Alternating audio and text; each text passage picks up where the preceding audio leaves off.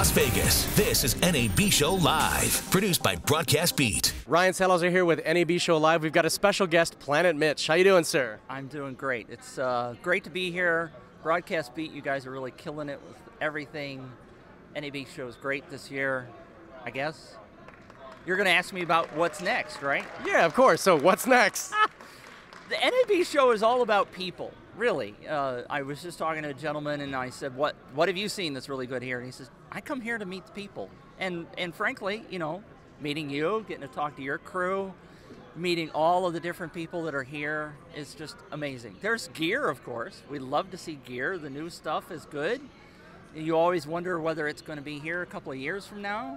You know, things go ebb and wade, so it's great. Yeah, we've been just kind of roaming south and central the last few days, and we're about to hit north today. There's some really cool things going on.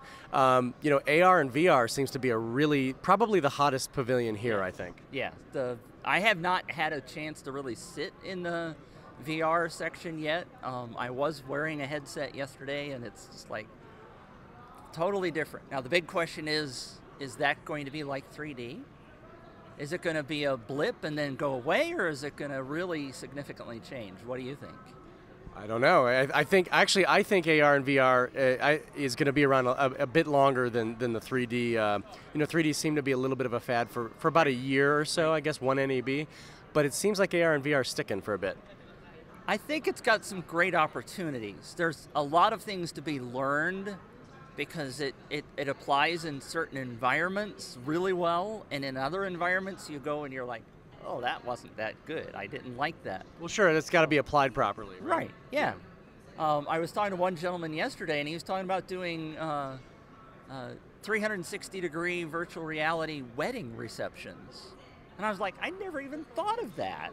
Why would you do that? And he's like, the ability for the people to go back and relive that, and to be able to look around and see all the people having fun, and this chair is like, but so there are opportunities of things that I've never thought of, and that's something that you get when you come to NAB to interact with people, because, you know, I sit in my house and work on Planet 5D, and I don't necessarily always get to talk to people like this, so coming to NAB is a fabulous opportunity to experience things differently than I would have before. Oh, exactly. So why don't we go ahead and talk about Planet 5D? What do you guys do? What's your goal?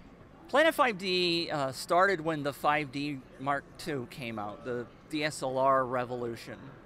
And we tended to be, and still tend to be, a news curation site. We do write strictly content that we've generated, but our goal is to go out and I sort of like to say I'm like the Tom Brokaw. You know, I don't shoot video, I don't do a lot of stills, I do some work, but my main job is to search everything that's going on out there and find what the readers really need to know about.